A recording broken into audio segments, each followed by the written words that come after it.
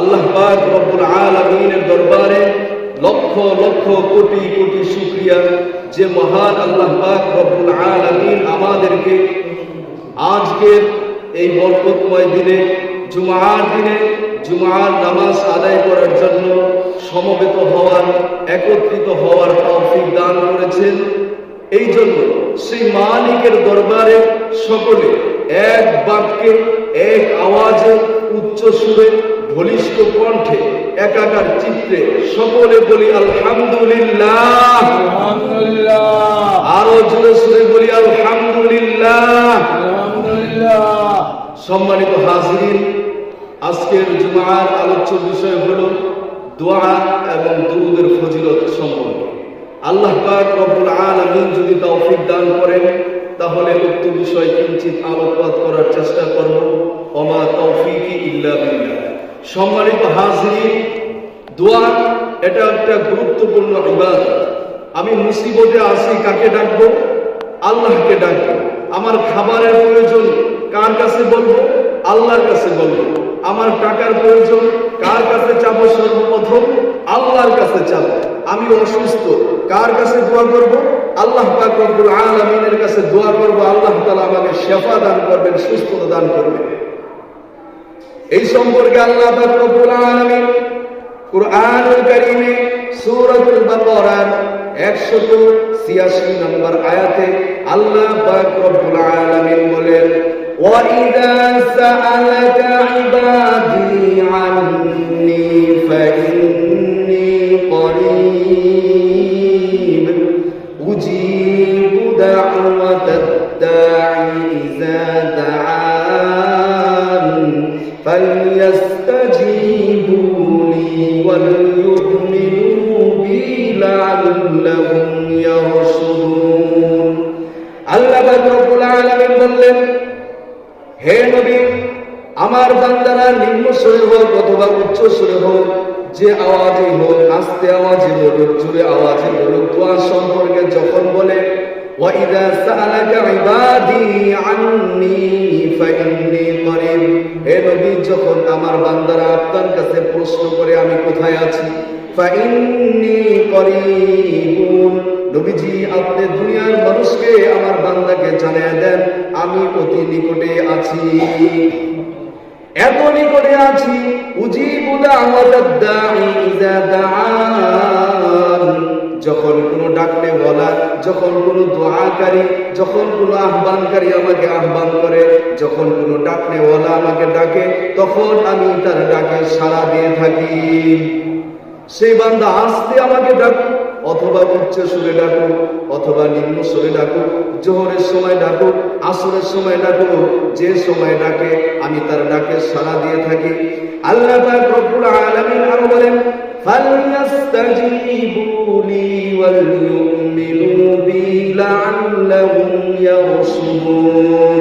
আমি যেহেতু আমার বান্দা আমাকে ডাকবে, তার ডাকে সাড়া দেই, সুতরাং আমার বান্দাদের জন্য উচিত আমি যখন তাদেরকে ডাকবো তারাও যেন আমার ডাকে সাড়া দেয়।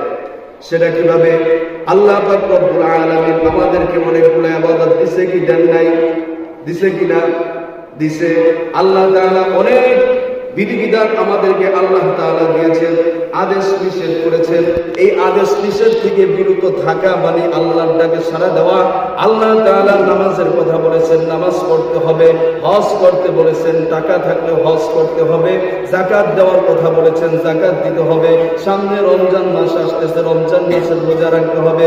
সৎ কাজের আদেশের কথা বলেছেন, অসৎ কাজের থেকে নিষেধ করার কথা বলেছেন। এই আদেশগুলো যদি আপনি আমি মেনে থাকতে পারি, মানতে পারি, তাহলে আল্লাহর ডাকে সাড়া দেওয়া হয়ে যাবে।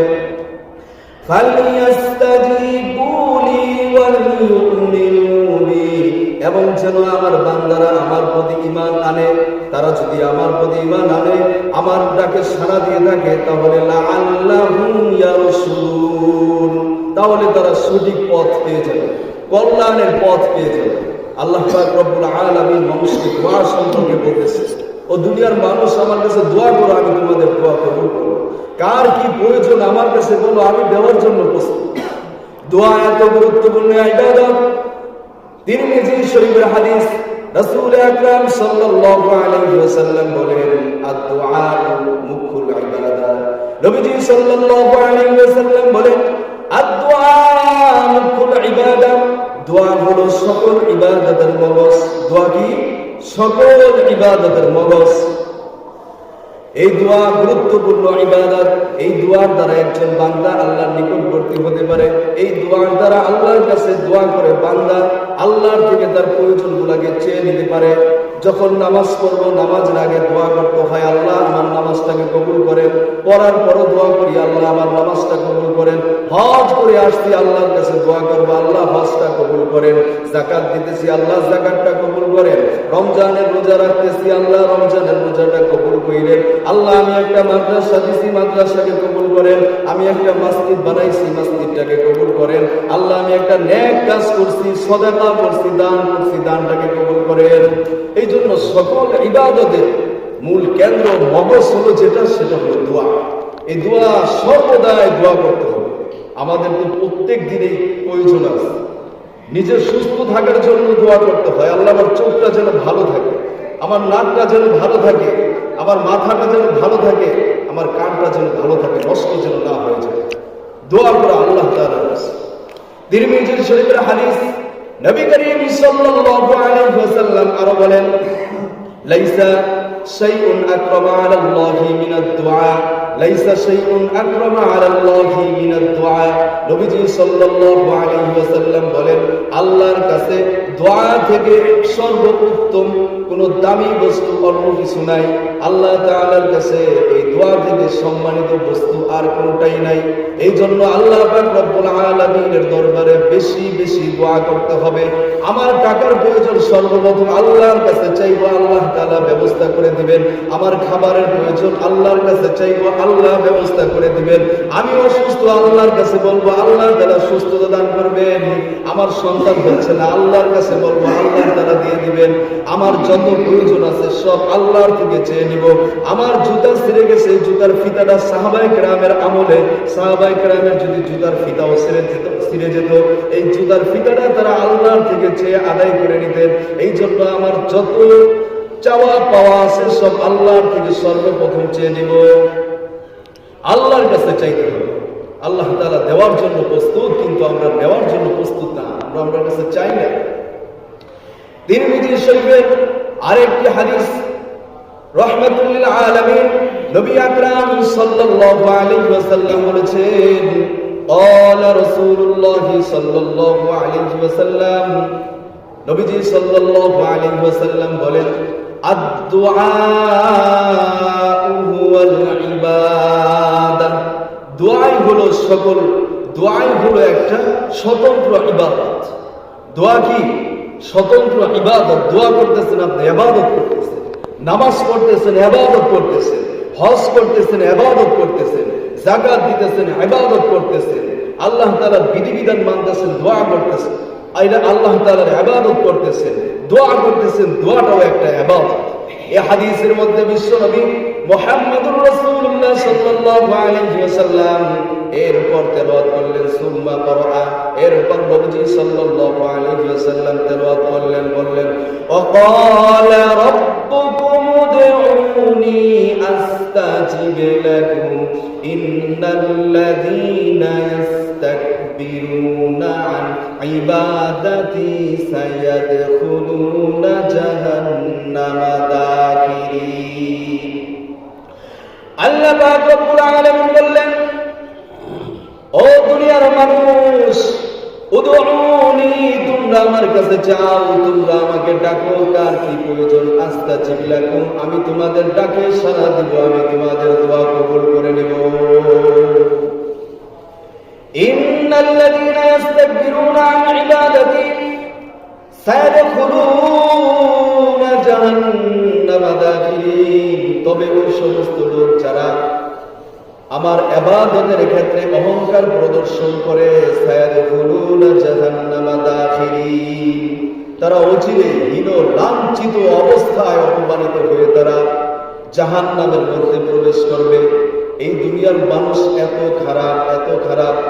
কারো যদি 10 তলা বাড়ি থাকে, কারো যদি লক্ষ কোটি টাকা থাকে, তাহলে তার থেকে নিম্ন শ্রেণীর লোক যে আছে তাকে দেখে সে অহংকার করে, তার এত অহংকার, সে বড়লোক হওয়ার কারণে, টাকা পয়সা হওয়ার কারণে সে যে রাস্তা দিয়ে চলে সে রাস্তা দিয়ে গরিব মানুষ চলতে পারে না। সে যে গ্লাস দিয়ে পানি খায় সেই গ্লাস দিয়ে গরিব মানুষ খেতে পারে না। গরিব মানুষ কোন গ্লাস দিয়ে পানি খেলে সে ওই গ্লাস দিয়ে পানি খায় না। এটা অহংকার তার ভিতরে। সে দম্ভ ভরে অহংকার নিয়ে রাস্তাঘাটে চলাফেরা করে। তার ভাব, তার গরিমা, আত্মগরিমা এটা ভিন্ন। এত অহংকারে সে লিপ্ত। এমনকি গরিব মানুষ যদি তার শরীরে টাচ করে তখন সে বলে আমার শরীরটাকে তুমি ময়লা করে দিলে, আমার জামাটা ময়লা হয়ে। তো মানুষকে দিয়ে তো অহংকার করেই মানুষের সাথে।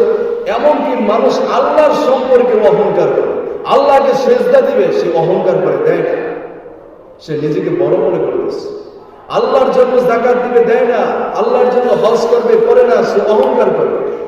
মানুষের সাথে তো অহংকার করে, যে রব, যে আল্লাহ আমাদেরকে সৃষ্টি করেছেন তার সাথে অহংকার করে, বরং আল্লাহকে নিয়ে কটূক্তি করে, আল্লাহর সৃষ্টিকে নিয়ে কটূক্তি করে, আল্লাহর সম্বন্ধে বাজে কথাবার্তা বলে। এই হলো মানুষের অবস্থা।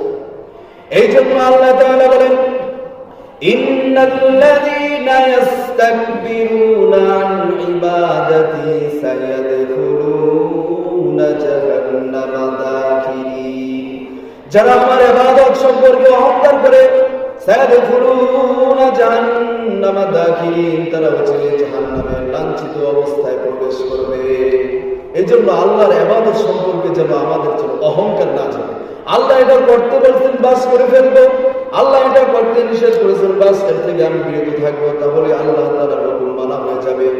এই দোয়া এত গুরুত্বপূর্ণ ইবাদত। আপনার যদি সামনে কোনো মুসিবত থাকে, ধরে নেন, মনে করলেন যে আপনার 1 মাস পরে একটা অ্যাক্সিডেন্ট হবে, একটা আপনার ক্ষতি হয়ে যাবে, কিন্তু দোয়া করার দ্বারা আল্লাহ তাআলা এই ক্ষতি থেকে আপনাকে রক্ষা করবেন।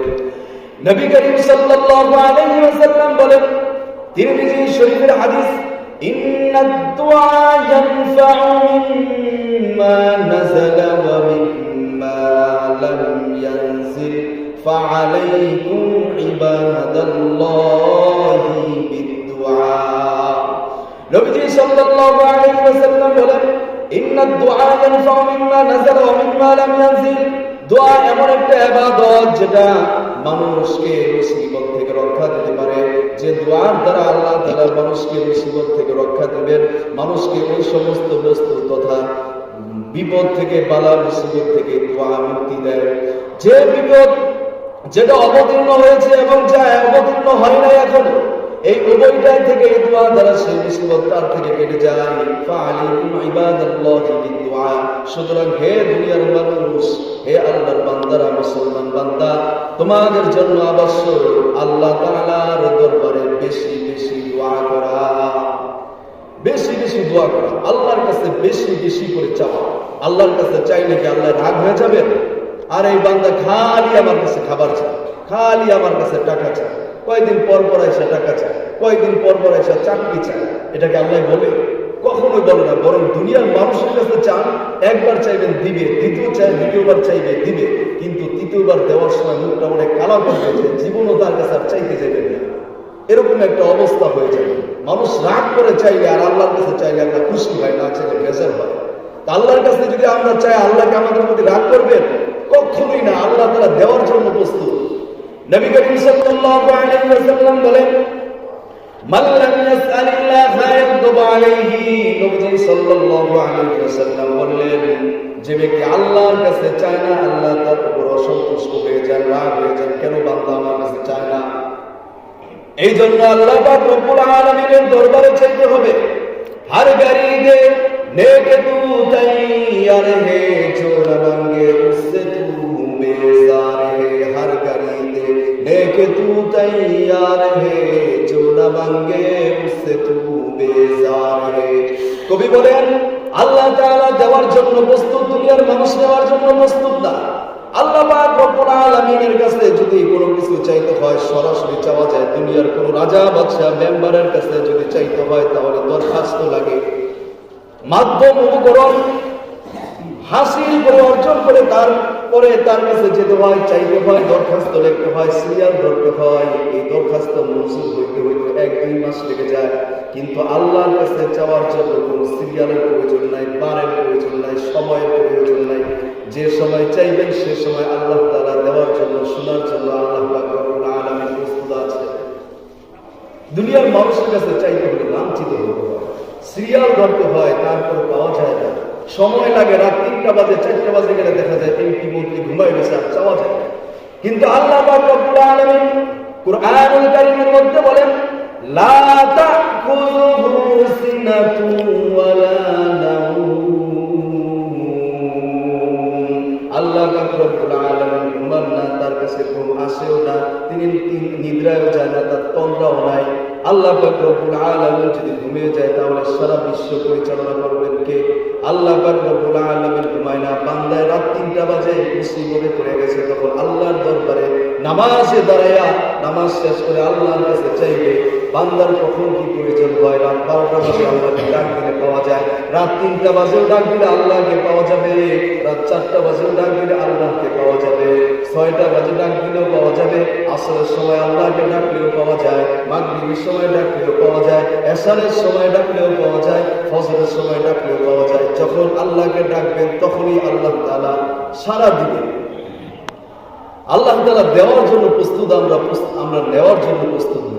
আল্লাহ পাক রব্বুল আলামিন প্রত্যেক দিন রাতের শেষ তৃতীয়াংশে, দুনিয়ার প্রথম আসমানে এসে মানুষকে ডাকতে থাকে, কার কি প্রয়োজন? আসো আমার কাছে, চাও, আমি দিয়ে দিব। عن أبي هريرة رضي الله تعالى عنه أن رسول الله صلى الله عليه وسلم قال, হযরত আবু হুরায়রা রাদিয়াল্লাহু তাআলা আনহু থেকে হাদিসটি বর্ণিত, রাসূলুল্লাহ সাল্লাল্লাহু আলাইহি ওয়াসাল্লাম বলেছেন, ইয়াতানাজ্জালু রাব্বুনা কুল্লা লাইলাতিন ইলা আস-সামাa'id দুনিয়া হিনা ইয়াবকা সুলুসুল লাইলিল আখির ফায়াকুলু মান ইয়াদউনি ফাআস্তাজিব লাহু মান ইয়াসআলুনি ফাউ'তিয়াহু মান ইয়াস্তাগফিরুনি ফাআগফির লাহু। হযরত আবু হুরায়রা রাদিয়াল্লাহু তাআলা আনহু থেকে বর্ণিত, রাসূল সাল্লাল্লাহু আলাইহি ওয়াসাল্লাম বলেন, যখন প্রত্যেক রাতের শেষ তৃতীয়াংশে, শেষ রাতে আল্লাহ পাক রব্বুল আলামিন দুনিয়ার প্রথম আসমানে এসে অবতরণ করে মানুষকে ডাকতে থাকে, মানুষকে সম্বোধন করে বলতে থাকে, ডাকতে থাকে। ফায়াকুলু, আল্লাহ তাআলা বলেন, মাইয়াদউনি ফাআস্তাজিব লাহু, কেউ কি আসো আমাকে ডাকবা, আমি তার ডাকে সাড়া দিব। মাইয়াসআলুনি ফাউ'তিয়াহু, কেউ কি আসে আমার কাছে চাইবে, টাকা চাইবে, বাড়ি চাইবে, এটা চাবে, সেটা চাবে, অসুস্থতা থেকে সুস্থতার নিয়ামত চাইবে, এমন কে আসো আমার কাছে চাও, ফাউ'তিয়াহু, আমি তোমাকে দিয়ে দিব। মাইয়াস্তাগফিরুনি ফাআগফির লাহু, এমন কেউ কি আসনি যে দুনিয়াতে এত পরিমাণ গুনাহ করেছো, সাগরের ফেনা পরিমাণ গুনাহ করেছো, পানি পরিমাণ গুনাহ করেছো, গুনাহ করতে করতে সকাল থেকে রাত পর্যন্ত, মাথা থেকে পা পর্যন্ত গুনাহ দিয়ে ঝরঝরিত, এমন কোন বান্দা আসনি আমার কাছে চাও, আমি বান্দা তোমাকে ক্ষমা করার জন্য প্রস্তুত, ফাআগফির লাহু, আমি তোমার গুনাহকে ক্ষমা করে দেব। কিন্তু আমরা চাই না যে আমার গুনাহটা মাফ হয়ে যায়, এই জন্য আমরা রাত্রে ঘুমিয়ে থাকি। এই জন্য শেষ রাতে উঠে তাহাজ্জুদ নামাজ পড়ে আল্লাহর কাছে কে কে ক্রন্দন করবেন, রোনাজানি করবেন, হাত উঠিয়ে দেখাই দেন তো ইনশাআল্লাহ। আজকে থেকে তাহাজ্জুদের আমল করবেন, আল্লাহ তাআলার কাছে চাইবেন, যার যা প্রয়োজন আল্লাহর কাছে বলবেন, আল্লাহ তাআলাই দিয়ে দিবেন। ঠিক আছে তো ইনশাআল্লাহ? এই জন্য দোয়া করতে হবে আল্লাহ তাআলার কাছে। দোয়া কবুলের বিশেষ কয়েকটি আদব আছে, কিছু আদব বলা হচ্ছে। দোয়া যখন করবো তখন কিবলামুখী হয়ে দোয়া করবো। কোন দিকে? কিবলামুখী হয়ে দোয়া করবো। 2 নাম্বার, উভয় হাত সিনা বরাবর উঠাবো এবং উভয় হাতের মাঝখানে সামান্য পরিমাণ ফাঁকা রাখবো। 3 নাম্বার, দোয়ার ভাষা কাকুতি মিনতির সাথে হবে, কারণ আমি আল্লাহর কাছে চাইতেছি, আল্লাহ এই জিনিসটা আমার প্রয়োজন, আল্লাহ আমাকে দিয়ে দেন, এইভাবে আল্লাহর কাছে দোয়া করতে হবে। 4 নাম্বার হলো ইখলাসের সাথে, বিনয়ের সাথে দোয়া কবুল হবে, এই নিয়ত করে, এই আশায়, এই দৃঢ় বিশ্বাস রেখে আল্লাহর দরবারে দোয়া করতে হবে। হাদিস শরীফের মধ্যে এসেছে, নবীজি সাল্লাল্লাহু আলাইহি ওয়াসাল্লাম বলেছেন, ও দুনিয়ার মানুষ, যখন তোমরা আল্লাহর কাছে দোয়া করো তখন তোমাদের এইভাবে করা উচিত না, হে আল্লাহ, ইচ্ছা হলে আমাকে ক্ষমা করেন, ইচ্ছা হলে আমার প্রতি রহম করেন, এভাবে দোয়া করবে না, বরং আল্লাহর কাছে কাকুতি মিনতির সাথে আবেদন করবে, হে আল্লাহ, আমার তো টাকার প্রয়োজন, আপনি আমাকে দিয়ে দেন, আমি তো অনেক গুনাহ করেছি, তো মাওলা আমার গুনাহগুলো আপনি মাফ করে দেন, হে আল্লাহ, আমার প্রতি দয়া করেন, আমার প্রতি রহম করেন, আমাকে ক্ষমা করে দেন। এভাবে দোয়া করবে। আরবিতেও দোয়া করা যায়, বাংলায়ও দোয়া করা যায়, উর্দু ভাষায় দোয়া করা যায়, ফার্সি ভাষায় দোয়া করা যায়, ইংরেজি ভাষায় দোয়া করা যায়। যে ভাষায় দোয়া করবেন আল্লাহ তাআলা বুঝে দিবেন। আল্লাহ তাআলা বুঝেন কি বুঝেন না? এই ভাষাও তো আল্লাহ সৃষ্টি করছেন, মানুষও আল্লাহ সৃষ্টি করছেন। আল্লাহ সব ভাষা বুঝেন, সব ভাষায় দোয়া করা যায়। আরবিতে দোয়া করবেন, রব্বানা যালামনা আনফুসানা ওয়া ইল্লাম তাগফির লানা ওয়া তারহামনা লানাকুনান্না মিনাল খাসিরিন। রব্বানা আতিনা ফিদ দুনিয়া হাসানাতাও ওয়া ফিল আখিরাতি হাসানাতাও ওয়া কিনা আযাবান নার। আল্লাহুম্মা ইন্নাকা আফুউন তুহিব্বুল আফওয়া ফা'ফু আন্নি। হে আল্লাহ, আপনি যে হলেন বড় ক্ষমাশীল, আপনি ক্ষমা করতে ভালোবাসেন। আমরা হলাম মানুষ, আমরা গুনাহ করতে ভালোবাসি, আপনি ক্ষমা করতে ভালোবাসেন। ফা'ফু আন্নি, সুতরাং আপনি আমার গুনাহকে মাফ করিয়া দেন। আল্লাহর কাছে দোয়া করুন, আল্লাহুম্মা ইন্নী আসআলুকাল জান্নাত। আল্লাহর কাছে এভাবে দোয়া করে জান্নাত চাওয়া। আল্লাহুম্মা ইন্নী আউযু বিকা মিনাল কুফরি ওয়াল ফাকরি ওয়া আযাবিল কবরি। আল্লাহর কাছে দোয়া করা, হে আল্লাহ, আমি কুফরি থেকে আপনার কাছে আশ্রয় চাই, ওয়াল ফাকরি, অভাব অনটন থেকে আপনার কাছে আশ্রয় চাই, ওয়া আযাবিল কবরি, আমি আপনার থেকে কবরের আযাব থেকে রক্ষা চাই, মুক্তি চাই, আশ্রয় চাই।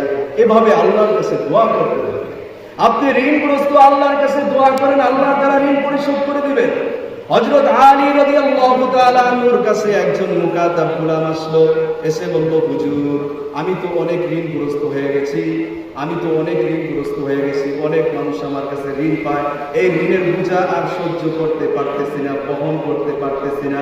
আপনি আমাকে এমন একটা আমলের কথা বলে দেন, এমন একটা দোয়া শিখিয়ে দেন, যে দোয়াটা পড়লে আল্লাহ তাআলা আমার জন্য এই ঋণ মুক্ত হওয়া থেকে সহজ করে দিবেন। আলী রাদিয়াল্লাহু তাআলা আনহু ডাক দিয়ে বললেন, হে ভাই, আমি তোমাকে এমন একটা দোয়া শিখিয়ে দিব, যেটা আমাদেরকে জনাবে মুহাম্মদুর রাসূলুল্লাহ সাল্লাল্লাহু আলাইহি ওয়াসাল্লাম শিক্ষা দিয়েছেন। সেই দোয়াটাই তোমাকে শিখিয়ে দিচ্ছি। এই দোয়াটা যদি কেউ পড়ে, কারো মাথায় কারো ওপর যদি পাহাড় পরিমাণ যদি ঋণ থাকে, আল্লাহ তাআলা সেই ঋণকে সহজ করে দিবেন, আদায় করার জন্য সহজ করে দিবেন। সে দোয়াটা হলো, আল্লাহুম্মা কফিনি বিহালালিকা আন হারামিক ওয়া আগনিনি বিফadlika আম্মান সিওয়াক। এই দোয়াটা বেশি বেশি পড়লে আল্লাহ তাআলা মানুষকে ঋণ থেকে মুক্তি দান করেন। এই জন্য এই দোয়াটা আমরা যারা পারি তারা করব, যারা পারি না তারা শিখে নেব। বলতেছিলাম দোয়ার আদব। 6 নাম্বার আদব হলো, দোয়ার বাক্যগুলো তিনবার বলা। হযরত ইবনে মাসউদ রাদিয়াল্লাহু তাআলা আনহু থেকে বর্ণিত আছে, নবীজি সাল্লাল্লাহু আলাইহি ওয়াসাল্লাম যখন দোয়া করতেন, তখন তিনি প্রত্যেকটা দোয়া তিনবার করতেন। যখন তিনি কোনো কিছু চাইতেন, তখন তিনি তিনবার করে চাইতেন। আমরাও তিনবার করে আল্লাহর কাছে দোয়া করব। 7 নাম্বার আদব হলো, দোয়ার আগে পরে দুরূদ শরীফ পাঠ করব, কারণ আগে পরের দুরূদে উভয় দুরূদকে আল্লাহ তাআলা কবুল করেন। দুই দুরূদের মাঝখানের দোয়া সহ আল্লাহ তাআলা কবুল করে নেবেন। এই জন্য বেশি বেশি করে দুরূদ পড়ব। দুরূদের ফজিলত অনেক বেশি। কুরআন হাদিসের মধ্যে দুরূদের ফজিলত গুরুত্ব অনেক বেশি বর্ণিত হয়েছে।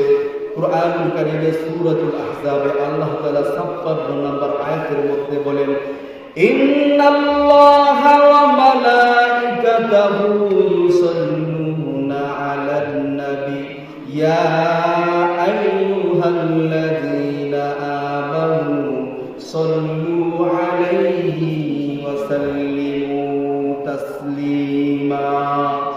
আল্লাহ তাআলা বলেন, নিশ্চয় আল্লাহ তাআলা এবং ফেরেশতারা রাসূলের উপর দুরূদ পড়ে। ও ঈমানদারগণ, মুসলমান, তোমরা রাসূল সাল্লাল্লাহু আলাইহি ওয়াসাল্লামের প্রতি বেশি বেশি দুরূদ পাঠ করো। আমি বাংলাদেশ থেকে দুরূদ পড়ব, আমেরিকা থেকে, লন্ডন থেকে, পাকিস্তান থেকে, হায়দ্রাবাদ থেকে, গুলিস্তান থেকে, দক্ষিণ মাসাগো থেকে, মাসাগো বাজার থেকে, ঘর থেকে, যেখান থেকে দুরূদ পাঠ করব, এই দুরূদ আল্লাহর রাসূলের কাছে ফেরেশতারা পৌঁছে দিবে। হাদিস শরীফের মধ্যে এসেছে, নাসাই শরীফের হাদিস, ইন্না লিল্লাহি মালাইকাতান সাইয়াহিনা ইউবাল্লিগুনি আন উম্মাতিস সালাম। বিশ্বনবী রাহমাতুল্লাহ আলাইহি রাসূল সাল্লাল্লাহু আলাইহি ওয়াসাল্লাম বলেন, আল্লাহ তাআলার কিছু ফেরেশতা আছে যারা জমিনের মধ্যে ঘোরাফেরা করে ভ্রমণ করে, তারা ঘোরাফেরা করে ভ্রমণ করে আমার উম্মতের পঠিত দুরূদগুলো তারা আমার কাছে পৌঁছে দেয়। এজন্য দুরূদ পাঠ করতে হবে, আমাদের দুরূদ আল্লাহর রাসূল পর্যন্ত পৌঁছে যায়। قال رسول الله صلى الله عليه وسلم عن الحسن بن علي رضي الله تعالى عنه أن رسول الله صلى الله عليه وسلم হাদিসটি হযরত হাসান ইবনে আলী রাদিয়াল্লাহু তাআলা আনহু থেকে বর্ণিত। নবী সাল্লাল্লাহু আলাইহি ওয়াসাল্লাম বলেছেন, হাইসুমা কুনতুম ফাসাল্লু আলাইয়া ফাইন্না সালাতাকুম তাবলুগুনি। ও দুনিয়ার মানুষ, তুমি যেখানেই থাকো না কেন, তুমি বাড়িতে আছো, গাড়িতে আছো, রাস্তায় আছো, যেখানে আছো না কেন, যেখানেই থাকো না কেন, তোমরা আমার উপর বেশি বেশি করে দুরূদ পাঠ করো। ফাইন্না সালাতাকুম তাবলুগুনি, কেননা তোমাদের দুরূদ আমার কাছে পৌঁছানো হয়। এজন্য দুরূদ পড়ব তো আমরা ইনশাআল্লাহ। দুরূদের অনেক ফজিলত। আরেক হাদিসের মধ্যে আছে, হযরত আবু হুরায়রা রাদিয়াল্লাহু তাআলা আনহু থেকে বর্ণিত, কেউ যদি আল্লাহর রাসূল সাল্লাল্লাহু আলাইহি ওয়াসাল্লামের উপর দুরূদ সালাম বর্ষণ করে, তাহলে এই দুরূদকে আল্লাহ তাআলা রাসূল সাল্লাল্লাহু আলাইহি ওয়াসাল্লামের মুখে পৌঁছে দেন। এরপর আল্লাহর রাসূল ওই ব্যক্তির জন্য সালাম বর্ষণ করে। এজন্য দুরূদ পড়ব ইনশাআল্লাহ। নাসাই শরীফের আরেকটি হাদিস শোনাচ্ছি, عن أنس قال قال رسول الله صلى الله عليه وسلم বিশ্বনবী হযরত মুহাম্মদুর রাসূলুল্লাহ সাল্লাল্লাহু আলাইহি ওয়াসাল্লাম বলেন, মান সাল্লা আলাইয়া সালাতান ওয়াহিদাতান সাল্লাল্লাহু আলাইহি আশরা দারাজাতিন, যে ব্যক্তি আমার উপর একবার দুরূদ শরীফ পাঠ করবে, আল্লাহ তাআলা তার উপর 10 বার রহমত দান করবেন। মান সাল্লা আলাইয়া সালাতান ওয়াহিদাতান, যে ব্যক্তি আমার উপর একবার দুরূদ পাঠ করবে, সাল্লাল্লাহু আলাইহি আশরা সালাওয়াতি, আল্লাহ তাআলা তার উপর 10টি রহমত দান করবেন। শুধু তাই নয়, নবী করিম সাল্লাল্লাহু আলাইহি ওয়াসাল্লাম আরো বলেন, ওয়াহুত্তাত আনহু আশরু খাতিআতিন, সে একবার দুরূদ পড়লো, এই কারণে 10টা রহমত দান করব, সাথে সাথে তার জীবন থেকে 10টা গুনাহকে মাফ করে দিবে, 10টা গুনাহ মাফ হয়ে যাবে। শুধু তাই নয়, নবীজি সাল্লাল্লাহু আলাইহি ওয়াসাল্লাম আরো বলেন, ওয়ারুফিআত লাহু আশরু দারাজাতিন, যে ব্যক্তি একবার রাসূলের উপর দুরূদ পাঠ করলো, 10টা রহমত তো তার উপর দান করবে, 10টা গুনাহ মাফ করবে, সাথে সাথে আল্লাহর নৈকট্যের জন্য তার জন্য 10টি মর্যাদা বৃদ্ধি করে দিবে। এজন্য বেশি থেকে বেশি আল্লাহর নবীজি সাল্লাল্লাহু আলাইহি ওয়াসাল্লামের উপর দুরূদ পাঠ করতে হবে। ঘর ঝাড়ু দিতেছে দুরূদ পড়া যায়, আমি ব্যবসা করতেছি দুরূদ পড়া যায়, বসে বসে সংক্ষেপে সাল্লাল্লাহু আলাইহি ওয়াসাল্লাম। যে মাজলিসের মধ্যে নবীজি সাল্লাল্লাহু আলাইহি ওয়াসাল্লামের নাম উচ্চারিত হয়, সেই মাজলিসে সর্বপ্রথম নাম উচ্চারণ হলে সেই মাজলিসে নবীজির উপর একবার দুরূদ পড়া ওয়াজিব। এরপর যতবার নাম শোনা হবে ততবার বলা মুস্তাহাব। আমি আপনাদের এই মজলিসে অনেকবার দুরূদ পড়েছি, তো সর্বপ্রথম যিনি শুনছেন তার উপর বলা সাল্লাল্লাহু আলাইহি ওয়াসাল্লাম, এটা বলা ওয়াজিব ছিল। এরপর যতবার বলবো সাল্লাল্লাহু আলাইহি ওয়াসাল্লাম বলা মুস্তাহাব। এই মাসআলাটা আপনাদেরকে বলে দিলাম। তো ভাই, আগামীকাল হলো শুক্রবার, কি বার? আজকে হলো শুক্রবার, কি বার? শুক্রবার। এই শুক্রবার আসরের পরে একটা দুরূদ আছে, যে দুরূদটা পড়লে অনেক ফজিলত। নবীজি সাল্লাল্লাহু আলাইহি ওয়াসাল্লাম বলেন, আল্লাহুম্মা সাল্লি আলা মুহাম্মাদিন নাবিয়্যিল উম্মিয়্যি ওয়া আলা আলিহি ওয়া সাল্লিম তাসলিমা। কেউ যদি শুক্রবার আসরের নামাজের পরে এই দুরূদটা 80 বার পাঠ করে, তাহলে তার 80 বছরের গুনাহ মাফ হয়ে যাবে এবং সামনের 80 বছরে তার আমল নামায় সওয়াব লিখে দেওয়া হবে। ইবাদত বন্দেগীর সওয়াব কি করা হবে? লিখে দেওয়া হবে। আপনি 80 বছর বাঁচবেন কি না বাঁচবেন এই ব্যাপারে কোনো গ্যারান্টি নেই, কিন্তু 80 বছরের লিখে আপনার নামে লেখা হয়ে যাবে। এই জন্য আমরা শুক্রবার দিন আজকে পড়ব, সকলে 80 বার এই দুরূদটা পড়ব।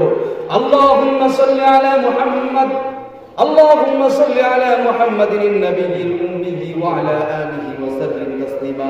আরেকটা দুরূদের ফজিলত বলি, আল্লাহুম্মা সাল্লি আলা মুহাম্মাদিন ওয়া আনজিলহুল মাকাদাল মুকাররাবা ইনদাকা ইয়াউমাল কিয়ামাহ বিশ্বনবী জনাবে রাসূল সাল্লাল্লাহু আলাইহি ওয়াসাল্লাম বলেন, কেউ যদি এই দুরূদটা পড়তে পড়তে নিজেকে অভ্যাসে পরিণত করে, তাহলে ওই ব্যক্তির জন্য কিয়ামতের মাঠে আমার সুপারিশ করা ওয়াজিব, অর্থাৎ তার জন্য আমি সুপারিশ করবই করব, ওয়াজিব।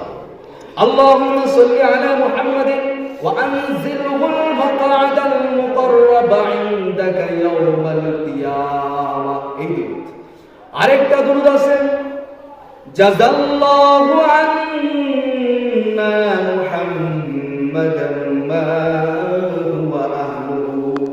কেউ যদি এই দুরূদটা পড়ে 70 জন ফেরেশতা 1000 দিন পর্যন্ত তার জন্য নেকি লিখতে লিখতে ফেরেশতারা ক্লান্ত হয়ে যাবে, এত বেশি নেকি নেবে এই দুরূদটা পড়ে। জাযাল্লাহু আন্না মুহাম্মাদান মা হুয়া আহলুহু। পারেননি আপনারা? যারা পারেন তারা পড়বেন, যারা পারেন না তারা শিখে নেবেন, না পারলে বুজুর্গদের থেকে বলে জিজ্ঞাসা করে লিখে নেবেন, ইনশাআল্লাহ এর উপর আমল করবেন। আমি আবারও বলতেছি, জাযাল্লাহু আন্না মুহাম্মাদান মা হুয়া আহলুহু। সংক্ষিপ্ত, যে কোনো সময় মন ছেড়ে পড়া যায়। ড্রাইভিং করতেছি পড়া যাবে, আমি ঘাস কাটতেছি পড়া যাবে, আমি হাঁটতেছি পড়া যাবে, সর্ব অবস্থায় দিনটা পড়া। আরেকটা হাদিস বলে শেষ করে দিচ্ছি। ক্বালা রাসূলুল্লাহ সাল্লাল্লাহু আলাইহি ওয়াসাল্লাম, চলতেছিল আলোচনা দোয়া সম্পর্কে এবং জিকির দুরূদের ফজিলত সম্পর্কে, দোয়া সম্পর্কে। আরেকটা হাদিস বলে শেষ। ক্বালা রাসূলুল্লাহ সাল্লাল্লাহু আলাইহি ওয়াসাল্লাম, সালাসু দাওয়াতিন মুস্তাজাবাতুন লা শাক্কা ফীহিন্না। নবীজি সাল্লাল্লাহু আলাইহি ওয়াসাল্লাম বলেন, 3 ব্যক্তির দোয়া আল্লাহ তাআলা অবশ্যই কবুল করেন, কবুল করার ব্যাপারে কোনো সন্দেহ নাই, অবশ্যই কবুল হবে। সেই 3 ব্যক্তি কারা কারা? নবীজি সাল্লাল্লাহু আলাইহি ওয়াসাল্লাম বলেন, দাওয়াতুল মাজলুম, দাওয়াতুল মুসাফির ওয়া দাওয়াতুল ওয়ালিদি আলা ওয়ালাদিহি। নবীজি সাল্লাল্লাহু আলাইহি ওয়াসাল্লাম বলেন, দাওয়াতুল মাজলুম, কোন ব্যক্তিকে কোন ব্যক্তি অত্যাচার করতে করতে বাড়তে বাড়তে বিভিন্ন ধরনের পেরেশানি দিতে দিতে তাকে মাজলুম করে ফেলেছে, অত্যাচারিত করে ফেলেছে। এখন যদি সেই ব্যক্তি তার নামে আল্লাহর কাছে বিচার দেয়, আল্লাহর কাছে মামলা করে, অমুক ব্যক্তি আমার প্রতি জুলুম করেছে, তার দোয়া বদদোয়ার সাথে সাথে কবুল হয়ে যাবে। এজন্য আমরা মানুষের প্রতি জুলুম করবো না। আজকে আমার ক্ষমতা আছে, আমি ছোটদের প্রতি জুলুম করলাম, আজকে আমি দেশের মন্ত্রী, প্রজাদের উপর জুলুম করলাম, করা যাবে। আমি কারো জায়গা 1 হাত 2 হাত জুলুম করে, টাকা আছে পাওয়ার আছে, আমি নিয়ে নিলাম, এটা করা যাবে না। হাসরের ময়দানে জবাব দিতে হবে। 2 নাম্বার হলো দাওয়াতুল মুসাফির, মুসাফিরের দোয়া আল্লাহ তাআলা কবুল করেন। এই জন্য বিদেশ থেকে আমাদের দেশে অনেক উলামায়ে কেরাম সফর করে আসেন, তাদের থেকে দোয়া নিতে হবে। তাদের প্রতি জুলুম করা যাবে না, অত্যাচার করা যাবে না, কারণ তারাও কিন্তু তখন মুসাফির, তারাও যদি বদদোয়া করে তখন কিন্তু কবুল হয়ে যাবে। 3 নাম্বার হলো দাওয়াতুল ওয়ালিদি আলা ওয়ালাদিহি, সন্তানের জন্য পিতা মাতার বদদোয়া কবুল হয়ে যায়। পিতা মাতা যদি সন্তানের জন্য নেক দোয়া করে সেটাও কবুল, বদদোয়া করলে সেটাও কবুল হয়ে যাবে। এই জন্য পিতা মাতার সাথে বেয়াদবি করা যাবে না, তাদের সাথে এমন কোনো আচরণ করা যাবে না যার দ্বারা পিতা মাতা কষ্ট পায়, তাদের মুখ থেকে উফ শব্দ চলে আসে, উফ শব্দ চলে আসে কষ্টের কারণে। তো পিতা মাতার সাথে কি করা যাবে না, কষ্ট দেওয়া যাবে না, তাদের নেক দোয়া নিতে হবে। হযরত মূসা আলাইহিস সালাতু ওয়াস সালাম এবং একজন কসাইয়ের কাহিনী তো আমরা সকলেই জানি, জানি কি জানি না? এই ঘটনাটা অনেক মাশহুর, কতটুকু বাস্তবতা জানা নাই, কিন্তু তারপর বলতেছি, আমলের নিয়তে বলতেছি। হযরত মূসা আলাইহিস সালাতু ওয়াস সালাম একবার আল্লাহ পাক রব্বুল আলামিনের দরবারে 2 হাত উঁচু করে আল্লাহ তাআলাকে ডাক দিয়ে বললেন, ওগো আল্লাহ, আমি নবী মূসার সাথে জান্নাতে আমার সঙ্গী কে হবে, তার ঠিকানাটাকে আমাকে বলে দেন, ওই ব্যক্তিকে দুনিয়ার মধ্যেই আমার সাথে পরিচয় করিয়ে দেন, আমি তাকে একটু দেখতে চাচ্ছি, সে কে হবে। মূসা আলাইহিস সালাতু ওয়াস সালাম দোয়া করার পর হযরত জিবরাইল আলাইহিস সালাতু ওয়াস সালাম আসলেন, এসে জানাই দিলেন, অমুক এলাকায় একজন কসাই আছে, সেই কসাই হবে তোমার জান্নাতের সাথী। মূসা আলাইহিস সালাতু ওয়াস সালাম সেই কসাইকে দেখার জন্য তিনি রওনা হয়ে গেলেন। এই কসাই কি আমল করে, যে আমলের কারণে আল্লাহ তাআলা তাকে এত মর্যাদা দান করতেছেন যে আমি নবী মূসার সাথে সে জান্নাতে থাকবে। মূসা আলাইহিস সালাতু ওয়াস সালাম দৌড়ে চলে গেলেন, গিয়ে দেখলেন একজন যুবক কসাই, সে বস্তু বিক্রিতে সে মগ্ন রয়েছে, গোশত বিক্রি করতেছে। মুসা আলাইহিস সালাতু ওয়াস সালাম গভীর দৃষ্টি দিয়ে, খুব ভালো নজর দিয়ে তার দিকে তাকিয়ে থাকলেন, গভীর দৃষ্টি। সে কি আমল করে, যে আমলের কারণে আমি নবী মুসার সাথে সে জান্নাতে থাকবে। মুসা আলাইহিস সালাতু ওয়াস সালাম দেখলেন এই ব্যক্তি গোশত বিক্রি করে, কিছু ভালো ভালো গোশত এবং কলিজাগুলোকে সে আলাদা আলাদা প্যাকেট করে তার সাইডে রেখে দিচ্ছে। এরপর মুসা আলাইহিস সালাতু ওয়াস সালাম সকাল থেকে সন্ধ্যা পর্যন্ত তার দিকে গভীর দৃষ্টি দিকে তাকিয়ে থাকলেন, কিন্তু তার ভিতরে এই কাজ করে ছাড়া ভিন্ন কোনো আমল দেখলেন না। যখন সন্ধ্যা হয়ে গেল, ওই গোশত বিক্রেতা দোকান বন্ধ করে ওই গোশতের গোশতের থলিটা সাথে নিয়ে সে বাড়ির দিকে রওনা হলো। মুসা আলাইহিস সালাতু ওয়াস সালাম তার পিছু নিলেন। মুসা আলাইহিস সালাতু ওয়াস সালাম নিজের পরিচয়কে গোপন রেখে তার সাথে রওনা হলেন এবং তাকে বললেন, ভাই আমি আজকে তোমার বাড়িতে মেহমান হিসাবে যেতে চাই, তোমার বাড়িতে আজকে মেহমান হিসাবে যাব, তুমি কি আমাকে নিবানি? ওই ব্যক্তি বলল, অবশ্যই, চলো আমার সাথে আমার বাড়িতে।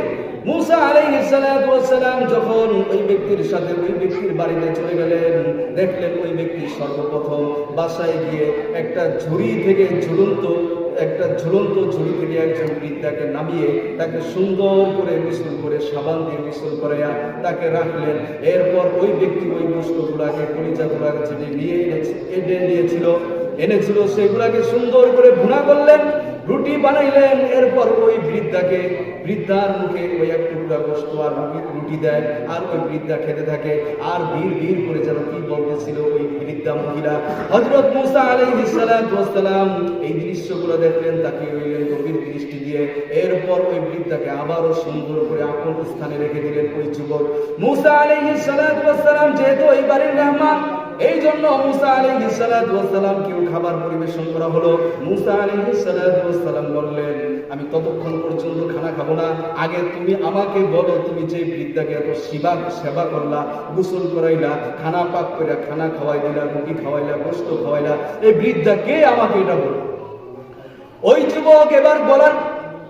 যুবক এবার উচ্চ সুরে চোখ দিয়ে পানি ছেড়ে ডাক দিয়ে বলে, ওহে ভাই, এই বৃদ্ধা মহিলা হলো আমার জনম দুঃখিনী মা, যিনি আমাকে 10 মাস 10 দিন গর্ভধারণ করেছেন। 10 মাস 10 দিন গর্ভধারণ করেছেন। মুসা আলাইহিস সালাতু ওয়াস সালাম বললেন, তাহলে এই বৃদ্ধা যখন তুমি তার মুখে খাবার দিতেছিলে তখন তিনি কি বললো? বিড়বিড় করে কি বলতেছিল? আমি যখন আমার মায়ের খেদমত করি, খাবার দেই, তখন আমার মা বিড়বিড় করে এটাই বলে, হে আল্লাহ, আমার এই সন্তানকে তুমি মাফ করো, তার উপর রহম করো, এবং তুমি আমার এই সন্তানকে জামানার নবী মুসা আলাইহিস সালাতু ওয়াস সালামের সাথে জান্নাতের সাথী বানাই দিও। মুসা আলাইহিস সালাতু ওয়াস সালাম বললেন, তোমার দোয়া কবুল হয়ে গেছে, এই ব্যাপারে আমি গ্যারান্টি দিলাম। আমি হলাম সেই নবী মুসা, আমি তোমাকে দেখার জন্য আল্লাহর কাছে আবেদন করছিলাম, আল্লাহ তোমাকে দেখিয়ে দিয়েছেন। কিন্তু আমি তোমার ভিতরে, তুমি যে একজন নবীর একজন সাথী হবে, এই জন্য যে বিশাল একটা আমলের প্রয়োজন ছিল, একজন বড় মাপের মানুষ হওয়ার কথা ছিল, তুমি যে একজন কসাই, তোমার ভিতরে তো ভিন্ন কোনো আমল দেখলাম না, শুধু দেখলাম মায়ের খেদমত করো, মায়ের দোয়া তোমার জন্য কবুল। হয়তো আল্লাহ তাআলা তোমাকে এই জন্যই, আল্লাহ তাআলা তোমার এই দোয়াটা কবুল করছে, মায়ের খেদমত করছে। আল্লাহ তাআলা আমাদেরকে পিতা মাতার খেদমত করার তৌফিক দান করেন। ওয়া আখিরু দাওয়ানা আলহামদুলিল্লাহি রাব্বিল আলামিন।